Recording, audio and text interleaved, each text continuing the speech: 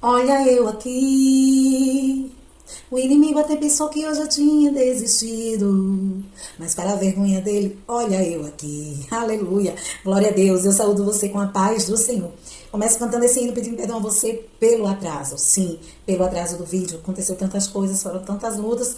Mas vencemos porque eu estou aqui, você está aí, e o nome do Senhor Jesus será glorificado através dessa nossa leitura diária de hoje. Olha, nossa leitura é bem pequena hoje, então que não seja, o meu atraso não seja desculpa para você não fazer a leitura diária de hoje, tá bom? Bom, as nossas leituras diárias, elas estão nos livros de Números, nos capítulos 19, 20 e 21, e em Colossenses 4. Apenas essas leituras hoje. Feche os seus olhos e vamos começar com a oração. Senhor, meu Deus, meu Pai que está nos céus, maravilhoso é o teu nome, eu te dou graças por tudo. Que teu Espírito Santo nos ajude, nos anime, nos dê ânimo, para que nós possamos continuar aqui, Senhor, estar firmes, prontos, todos os dias, para dar continuidade cada dia nesse propósito anual que é ler a tua palavra o ano inteiro. E o mesmo Espírito Santo seja intérprete da tua palavra, Senhor, para nossas vidas, para os nossos corações. Amém e amém. Bom, Números nos capítulos 19 e primeiro em diante diz assim: a água da purificação. Disse também o Senhor a Moisés e a Arão: e esta é uma exigência da lei que o Senhor ordenou: mande os israelitas trazerem uma novilha vermelha, sem defeito e sem mancha, sobre a qual nunca tenha sido colocada uma canga. Vocês a darão ao sacerdote Eleazar. Ela será levada para fora do acampamento e sacrificada na presença dele. Então o sacerdote Eleazar pegará um pouco de sangue com o dedo e o aspergerá 7 vezes na direção da entrada da tenda do encontro. Na presença dele, a novilha será queimada. O couro, a carne, o sangue e o excremento. O sacerdote apanhará um pedaço de madeira de cedro, hisopo e lã vermelha e os atirará ao fogo que estiver queimando a novilha. Depois disso, o sacerdote lavará suas roupas e se banhará com água. Então poderá entrar no acampamento, mas estará impuro até o cair da tarde. Aquele que queimar a novilha também lavará suas roupas e se banhará com água. E também estará impuro até o cair da tarde. Um homem cerimonialmente puro recolherá as cinzas da novilha e as colocará no local puro, fora do acampamento. Serão guardadas pela comunidade de Israel para uso na água da purificação, para a purificação de pecados. Aquele que recolher as cinzas da novilha também lavará suas roupas e ficará impuro até o cair da tarde. Este é um decreto perpétuo, tanto para os israelitas como para os estrangeiros residentes.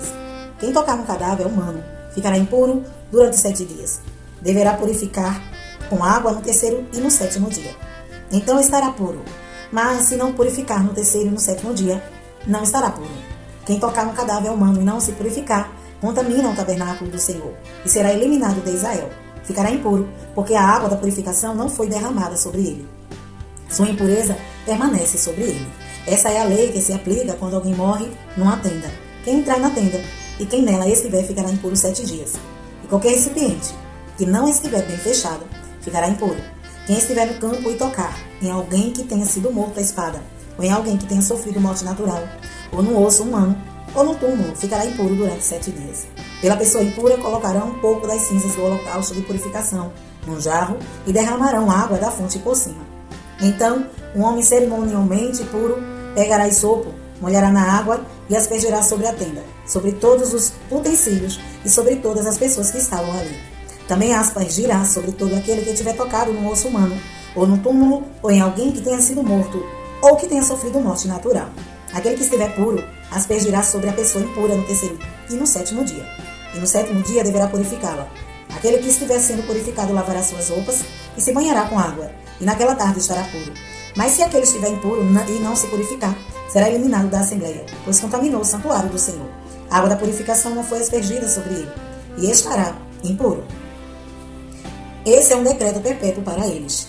O homem que aspergir a água da purificação também lavará suas roupas, e todo aquele que tocar na água da purificação ficará impuro até o cair da tarde. Qualquer coisa na qual alguém que estiver impuro tocar se tornará impura, e alguma pessoa, qualquer pessoa, que nela tocar ficará impura até o cair da tarde. Capítulo 20. As águas de Meribá. No 1º mês, toda a comunidade de Israel chegou ao deserto de Zim e ficou em Cádiz. Ali Miriam morreu e foi sepultada. Não havia água para a comunidade, e o povo se juntou contra Moisés e contra Arão. Discutiram com Moisés e disseram: Quem dera tivéssemos morrido quando os nossos irmãos caíram mortos perante o Senhor. Porque vocês trouxeram a Assembleia do Senhor a este deserto, para que nós e os nossos rebanhos morrêssemos aqui? Por que vocês não tiraram do Egito e nos trouxeram para este lugar terrível? Aqui não há cereal, nem figos, nem uvas, nem romãs, nem água para beber. Moisés e Arão saíram de diante da Assembleia para a entrada da tenda do encontro, se prostraram com o rosto em terra, e a glória do Senhor lhes apareceu. E o Senhor disse a Moisés: pega a vara, e com seu irmão Arão reúna a comunidade, e diante dessa fale aquela rocha, e ela verterá água. Vocês tiraram água da rocha para a comunidade e os rebanhos beberem. Então Moisés pegou a vara que estava diante do Senhor, como esse lhe havia ordenado. E Moisés e Arão reuniram a Assembleia em frente da rocha. E Moisés disse: escutem, rebeldes, será que teremos que tirar água dessa rocha para lhes dar? Então Moisés ergueu o braço e bateu na rocha 2 vezes com a vara. Jorrou água, e a comunidade e os rebanhos beberam. O Senhor, porém, disse a Moisés e Arão: como vocês não confiaram em mim, para honrar minha santidade, à vista dos israelitas, vocês não conduzirão essa comunidade para a terra que lhes dou. Essas foram as águas de Meribá, onde os israelitas discutiram com o Senhor, e onde ele manifestou sua santidade entre eles. Edom nega passagem a Israel. De Cádiz, Moisés enviou mensageiros ao rei de Edom, dizendo: assim diz o teu irmão Israel: tu sabes de todas as dificuldades que vieram sobre nós.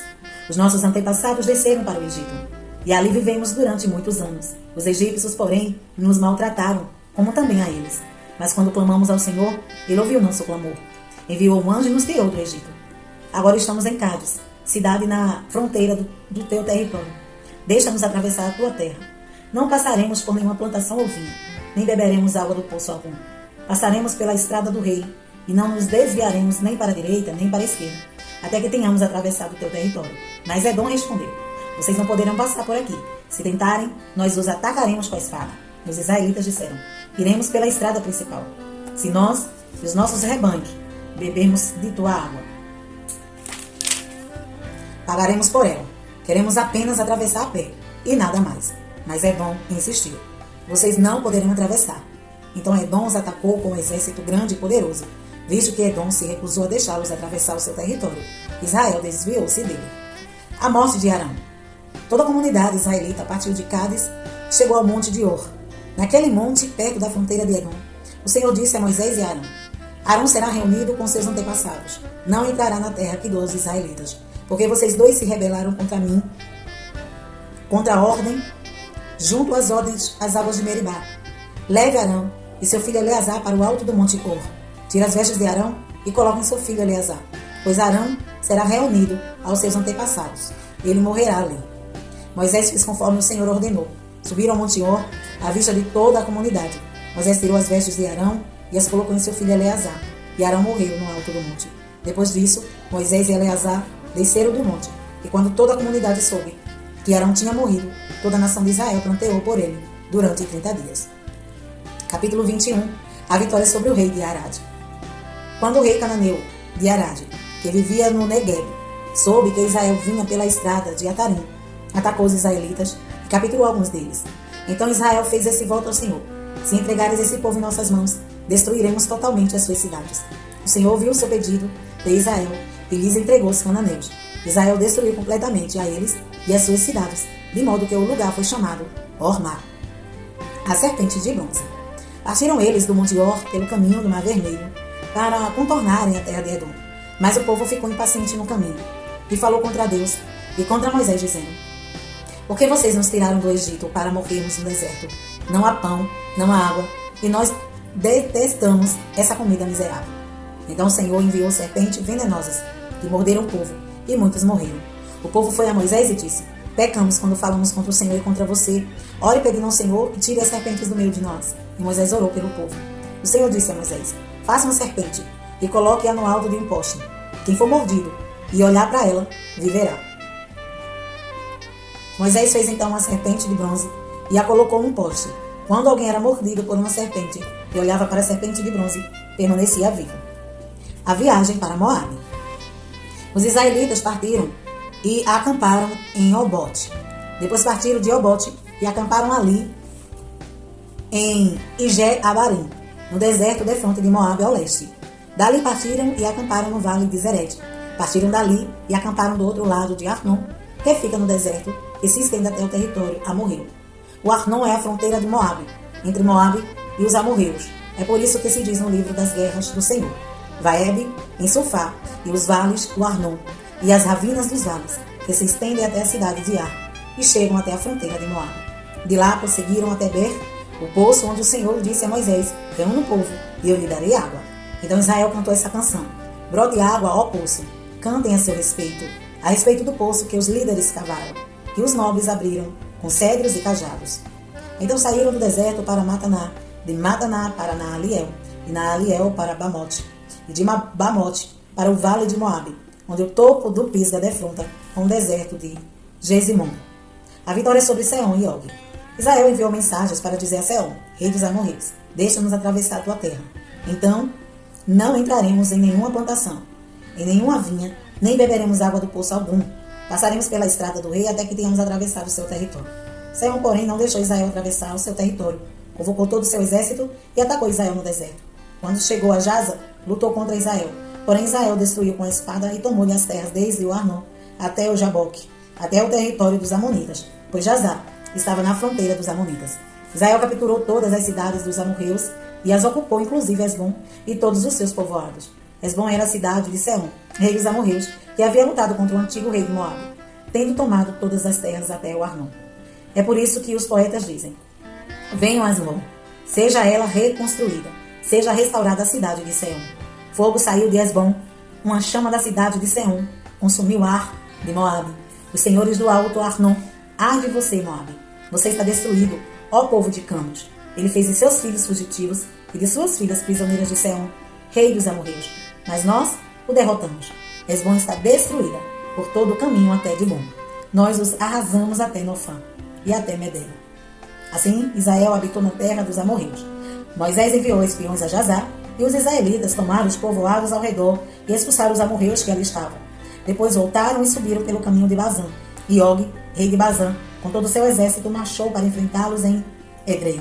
Mas o Senhor disse a Moisés: não tenha medo dele, pois eu o entregarei a você, juntamente com todo o seu exército, e com sua terra. Você fará com ele o que fez com Seom, rei dos amorreus, que habitava em Hesbom. Então eles o derrotaram, bem como seus filhos, e todo o seu exército, não lhes deixando sobrevivente algum, e tomaram posse da terra dele. Colossenses, capítulo 4.